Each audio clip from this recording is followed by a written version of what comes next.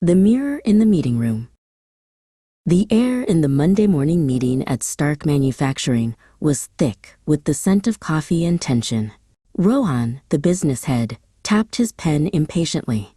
Next, he clipped. Mira, a sharp production analyst, cleared her throat.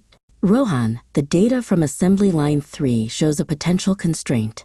If we don't recalibrate the sequencing, we risk a major bottleneck by Wednesday. Rohan's face hardened. A potential constraint? He sneered, his voice dangerously low. Your job is to find solutions, not to create imaginary problems. We have targets to meet. Bring me another warning without a solution, and you can start analyzing the want ads. Is that clear? A shocked silence fell over the room. Mira sank into her chair, the public threat feeling like a physical blow. For the rest of the week, the plant's communication channels dried up. The usual flow of informal updates and quick huddles ceased. People spoke only when asked, the reports carefully sanitized of any potential problems. Mira kept her head down, her valuable insights locked away behind a wall of newfound fear. Trust had been shattered. The following Monday, the team filed into the conference room, the mood still heavy. Ananya, the CHRO, entered just after Rohan. She carried a large, flat object covered in a simple gray cloth. She didn't take her usual seat, but stood at the head of the table, a quiet authority in her presence.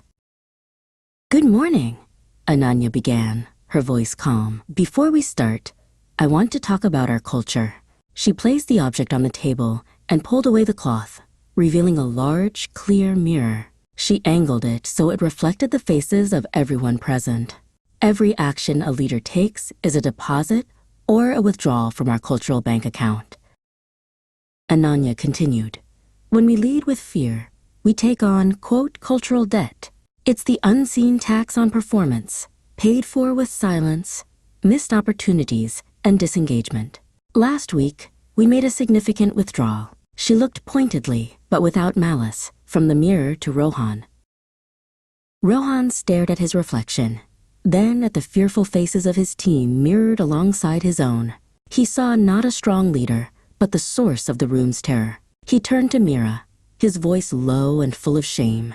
Mira, I was wrong.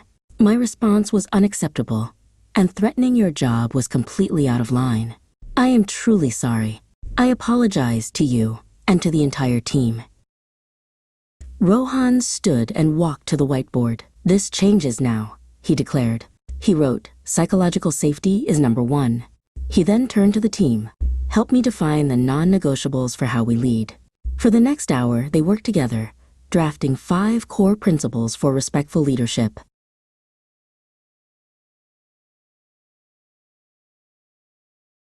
The following week, Rohan approached Mira. Your analysis was correct, he admitted. Let's figure out what we learned from this. Together, they prepared a lessons from the constraint session. In front of the entire team, they co-led the presentation, turning a moment of failure into a powerful lesson in collaboration and foresight.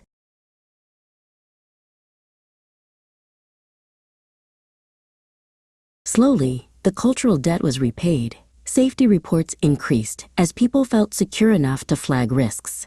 Trust was rebuilt, communication flowed, and the plant's metrics began to climb.